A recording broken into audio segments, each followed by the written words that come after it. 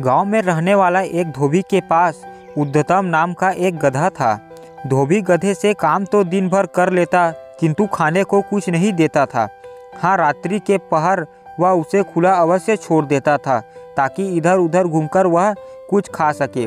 गधा रात भर खाने की तलाश में भटकता रहता था और धोबी की मार के डर से सुबह सुबह वह घर आ जाया करता था। एक रात खाने के लिए भटकते भटकते गधा की भेंट एक सियार से हो गई।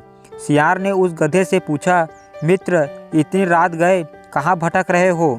सियार के इस प्रश्न पर गधा उदास हो गया। उसने सियार को अपने व्यथा सुनाई। मित्र, मैं दिन भर अपनी पीठ पर कपड़े लादकर घूमता हूँ।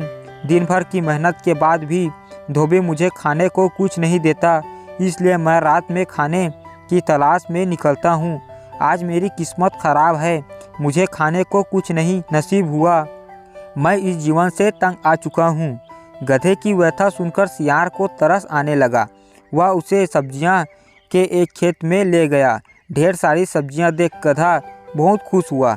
वहाँ उसने भरपेट सब्जियाँ खाई और सियार को धन्यवाद देकर वापस धोबी के पास आ गया। उस दिन के बाद से गधा और सियार रात में सब्जियाँ के खेत में मिलने लगे। गधा शक्कर, ककड़ी, गोभी, मूली, सलजम जैसी कई सब्जियां को स्वाद लेता धीरे धीरे उसका शरीर भरने लगा और वह मोटा ताजा हो गया। अब वह अपना दुख भूलकर मजे में रहने लगा। एक रात पेट भर सब्जी खाने के बाद गधे मदमस्त हो गया। वह स्वयं को संगीत का बहुत बड़ा ज्ञाता समझता था। उसका मन गाना गाने मचल उठा। उसने सियार से कहा, मित्र, आज मैं बहुत खुश हूँ। इस खुशी में गाना गाकर व्यक्त करना चाहता हूँ। तुम बताओ कि कौन सा आलाप लूँ? गधे की यह बात सुनकर सियार बोला, मित्र, तुम भूल गए कि हम यहाँ चोरी छुपे घुसे हैं। तुम्हारी आवाज़ बहुत कर्कश है।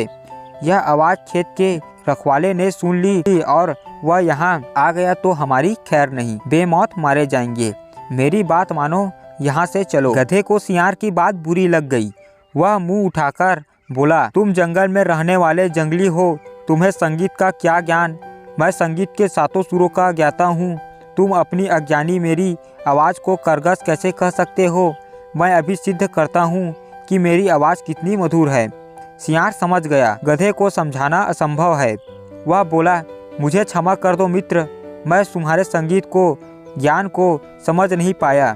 तुम यहाँ गाना गाओ, मैं बाहर खड़ा होकर रखवाली करता हूँ। खतरा भांपकर मैं तुम्हें आगाह कर दूंगा। इतना कहकर सियार बाहर जाकर एक पेड़ के पीछे छुप गया। गधा खेत के बीचों बीच खड़ा होकर अपनी कर्कश आवाज में रेंकने लगा। उसके रेंकने की आवाज जब खेत के रखवाले के कानों पर पड़ी तो वह भागा भागा खेत की ओर चलने लगा।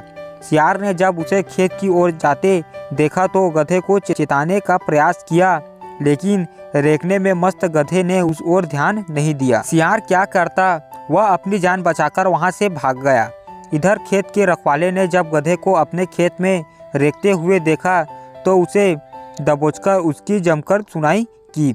गधे के संगीत भूत उतर गया और वह पछताने लगा कि अपने मित्र सियार की बात क्यों नहीं मानी।